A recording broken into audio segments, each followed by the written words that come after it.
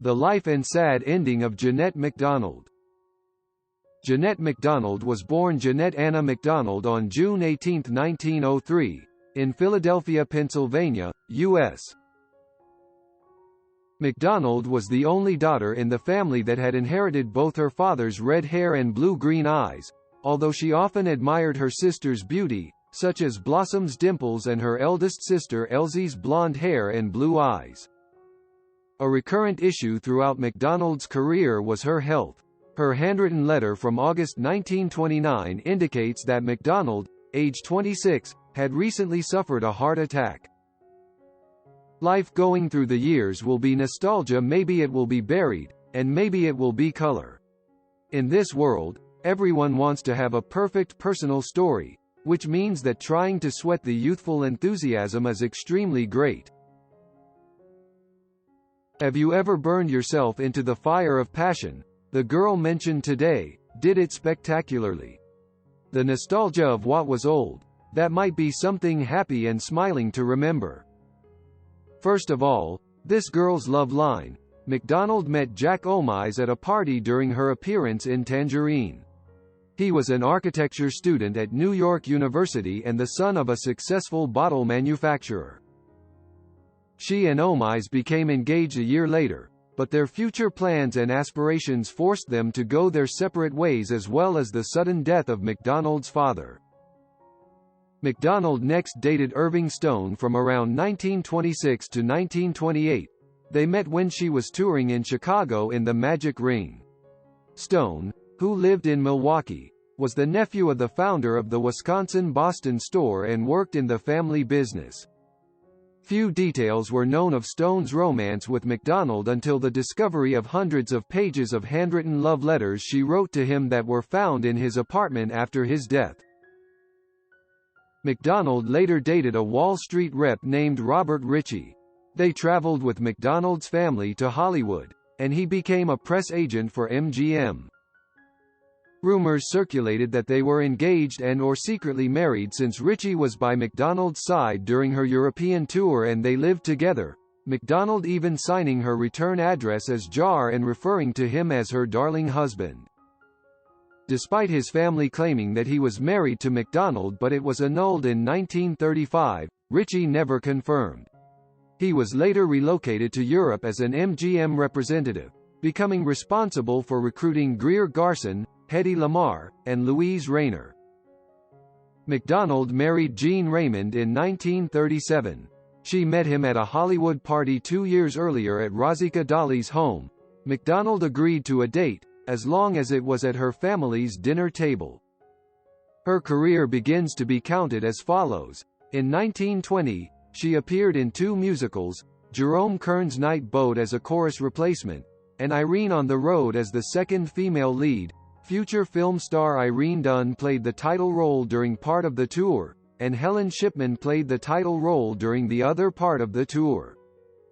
In 1921, MacDonald played in Tangerine as one of the 6 wives.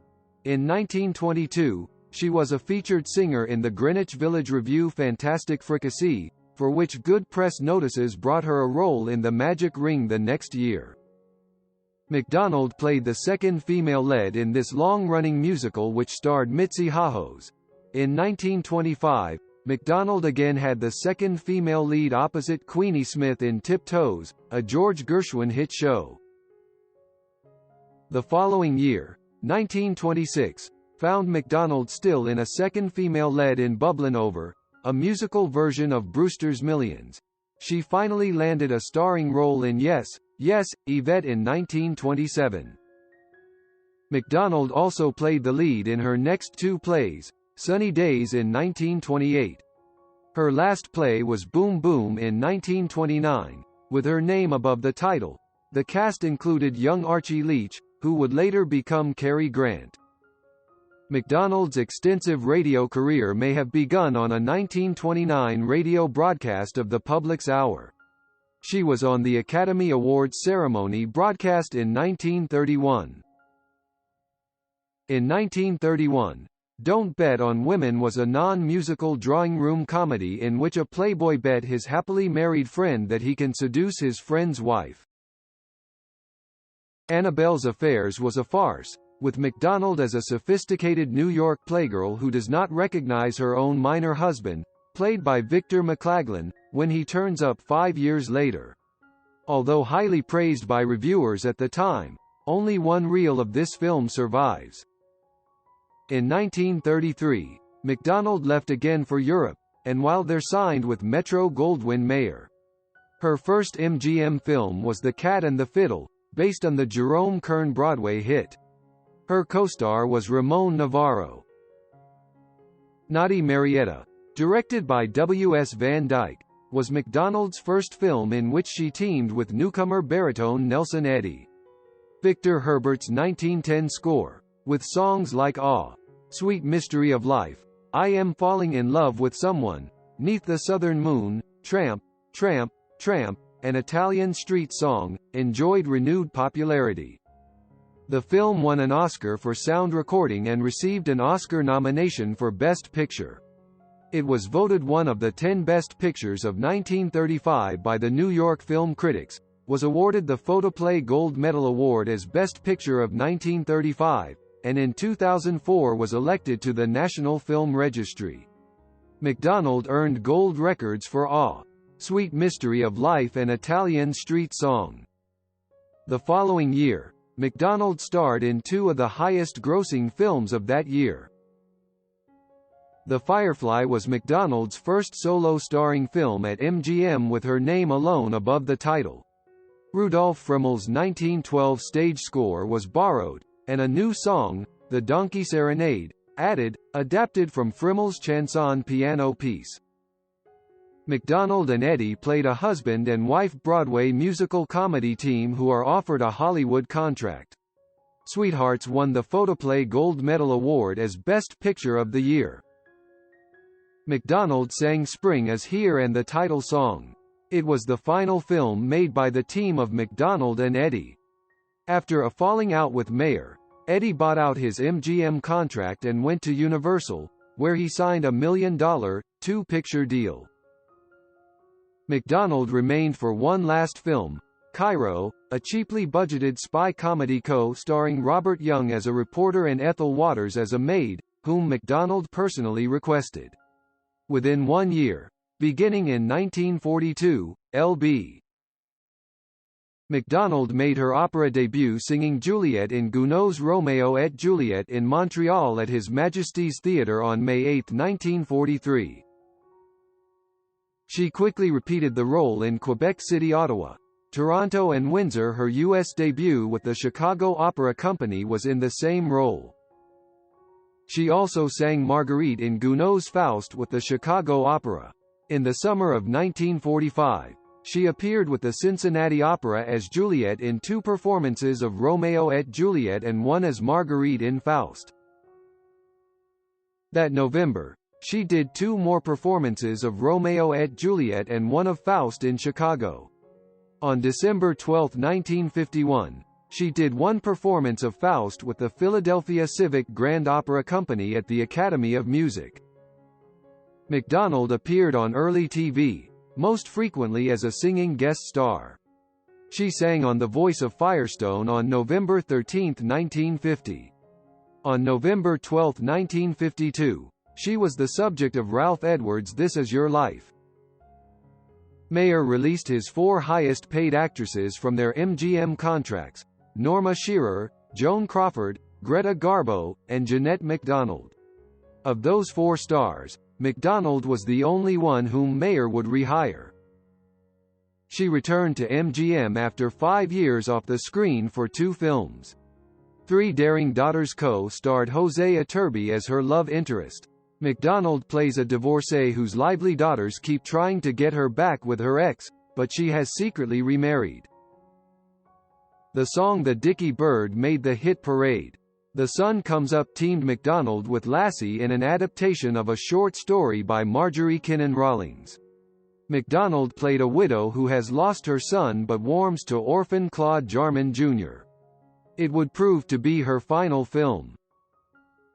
In 1962, producer Ross Hunter proposed MacDonald in his 1963 comedy The Thrill of It All, but she declined. 20th-century Fox also toyed with the idea of MacDonald for the part of Mother Abbess in the film version of The Sound of Music. It never moved beyond the discussion stages, partly because of MacDonald's failing health.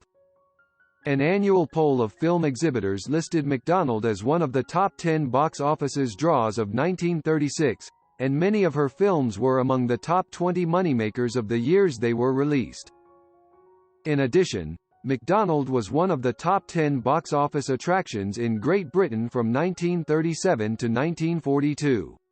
During her 39-year career, MacDonald earned 2 stars on the Hollywood Walk of Fame and planted her feet in the wet concrete in front of Grauman's Chinese Theatre.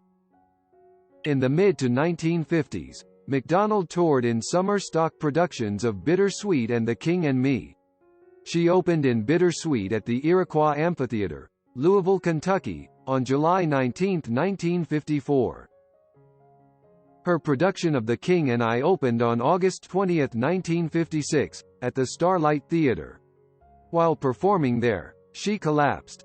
Officially, it was announced as heat prostration, but in fact, it was a heart seizure.